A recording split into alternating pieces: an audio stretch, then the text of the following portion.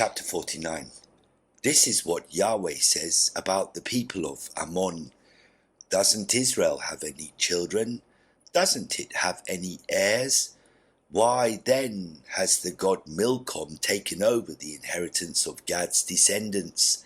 Why do Milcom's people live in Gad's cities? That is why the days are coming, declares Yahweh, when I will sound the battle cry against Rabbah, where the people of Ammon live. It will become a pile of rubble, its villages will be burned down, then Israel will take possession of its inheritance, says Yahweh. Cry loudly, Heshbon, because Ai is destroyed. Cry, people of Rabbah, put on your sackcloth and mourn. Run back and forth between the walls. Milcom will be taken away into captivity with its priests and officials. Why do you brag about your valleys, your fertile valleys, you unfaithful people? You trust your treasures. You think, who would attack me? I am going to bring terror on you from all around, declares Adonai Yahweh Sebaoth. Everyone will be scattered, no one will gather the refugees, but afterward I will return the captives of Ammon, declares Yahweh. This is what Yahweh Sebaoth says about Edom. Is there no longer any wisdom in Teman? Has wisdom disappeared from your people? Has the wisdom vanished? Turn and run. Hide in deep caves, inhabitants of Dedan. When I punish them, I will bring disaster on the descendants of Esau. If people come to pick your grapes, won't they leave a few grapes behind? If thieves come during the night, won't they steal only until they've had enough? Yet I will strip the descendants of Esau. I will find their hiding places. They won't be able to hide. Their children and relatives will be destroyed. None of their neighbors will say, abandon your orphans and I will keep them alive. Your widows can trust me. This is what Yahweh says. If those who don't deserve to drink from the cup still drink from it, why should you go unpunished?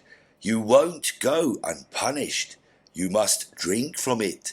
I take an oath on myself, declares Yahweh, that Bozrah will become a pile of rubble. It will become something horrifying, ridiculed, ruined, and cursed. All its cities will lie in ruins permanently. I heard a message from Yahweh. A messenger was sent among the nations to say, assemble and attack Edom. Get ready for battle.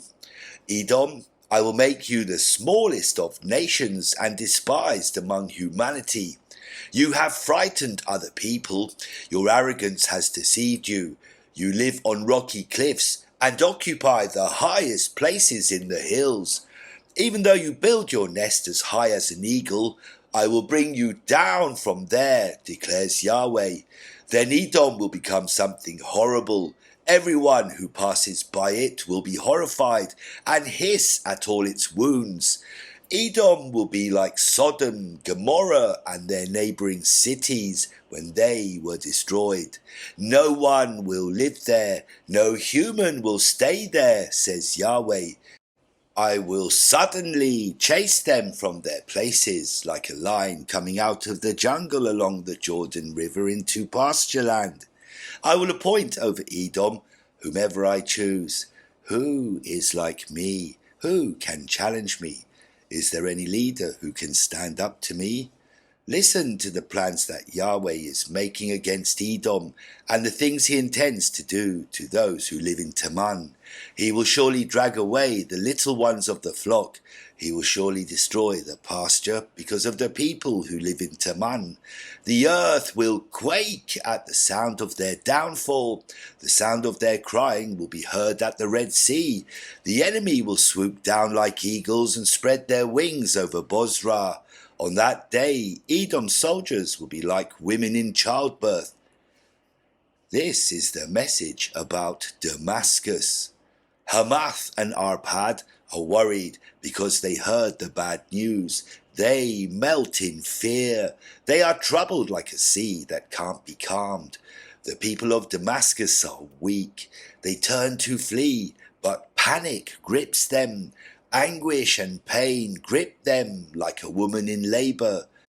Why isn't that famous, happy city abandoned? That is why its young men will die in the streets, and its soldiers will be silenced that day, declares Yahweh Sebaoth.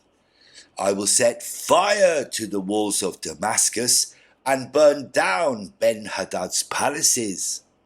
This is about the tribe of Kedar and the kingdoms of Hazor that King Nebuchadnezzar of Babylon defeated.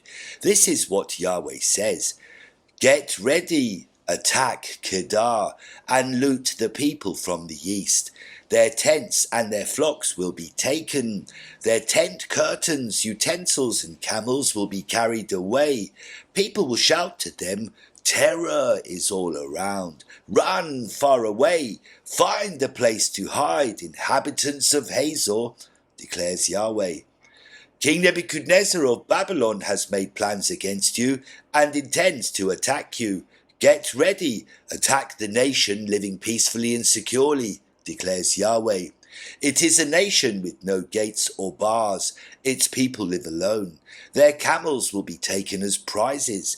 Their large herds will be taken as loot. I will scatter to the winds those who shave the hair on their foreheads. I will bring disaster on them from every side, declares Yahweh. Hazor will be a place where only jackals live. It will become a permanent wasteland. No one will live there. No human will stay there. Early in the rule of King Zedekiah of Judah, Yahweh spoke his word to the prophet Jeremiah about Elam. This is what Yahweh Sebaoth says. I'm going to break the bows of Elam's archers, the most important weapon of their strength. I'll bring the four winds from the four corners of heaven against Elam and scatter its people in every direction. There won't be a nation where Elam's refugees won't go. I'll defeat the people of Elam in the presence of their enemies, in the presence of those who want to kill them. I'll bring disaster with my burning anger, declares Yahweh. I'll send armies after them until I put an end to them. I'll set my throne in Elam and destroy its kings and officials, declares Yahweh. But afterward, I'll return the captives of Elam, declares Yahweh.